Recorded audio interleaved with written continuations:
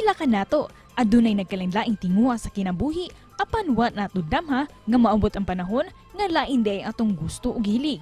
Sama sa bisdak nga si Abel Matthew, kinsalumad nga taga Cagayan de Oro City, nga usa ka nursing graduate, apan wa siya magdahom nga iya ding piliun ang career sa fashion industry sa natad sa photography. Siyang pagbalin sa Estados Unidos, wa siya mag-expect nga mamahimo siyang official photographer sa pipila ka mga models, magazines ug agencies.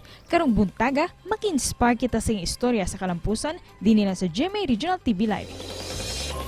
Karong buntaga mga kapuso, pakisay nato kinabuhi sa bisdak photographer sa Florida, USA, Abel Matthew.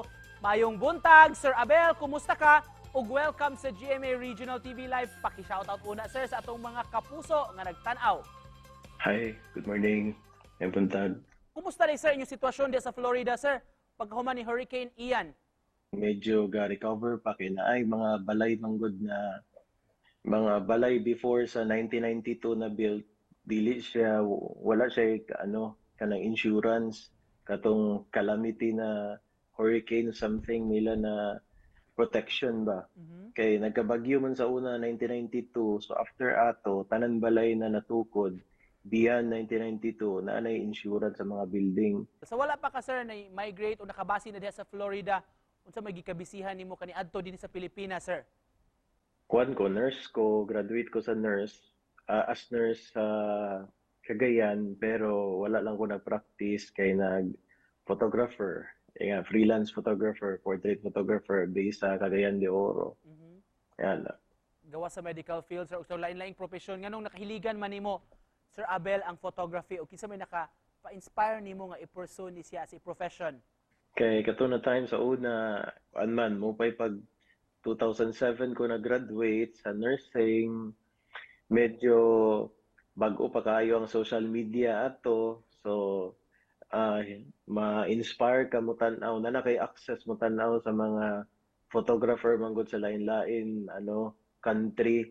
So, the more ka ma-inspire. Kay before ato, ang ako ang inspiration, limited ramang yun sa libro na ako makita o sa magazine. So, katong medyo active na ang online, social media, internet, medyo the more ka ma-inspire, makakita. Unsa may usual nimo Sir Abel nga mga subjects o mga tema katong nagsugod pa lang ka sa photography? Usually, street photography ang ako ang pinakaganahan primero kay dili ka kailangan og model and then random lang na subject pwede nimo picturean diya sa Cagayan and then ma-practice po di imong skill sa imong mata pag street photography. So karon diya sa Florida sir, kumusta padayon gihapon sa imong gikahiligan sa photography? Kumusta ang panikay-sikay sa nimo diha abroad sir?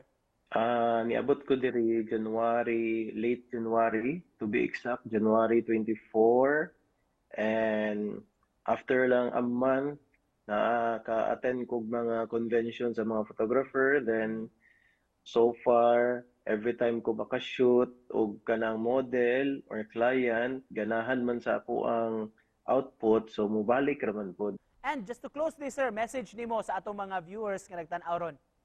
So, amping na mo diya, kay medyo nagbaha-baha rabaya to sa nagbaha baya sa Cagayan de Oro, nakita na ko, amping lang yun, ampo, kay dili man na to matagna yun ang kuan man na, di ba na ito makontrol yun ang calamity, Then ang mga photographer diya, na mga nagsugod pa, padayon lang. Thank you so much sir for joining us this morning. Salamat sa pagpaambit og tips alang sa mga mahiligon sa photography mga kapuso. Bisdak photographer gikan sa Estados Unidos, Abel Matthew.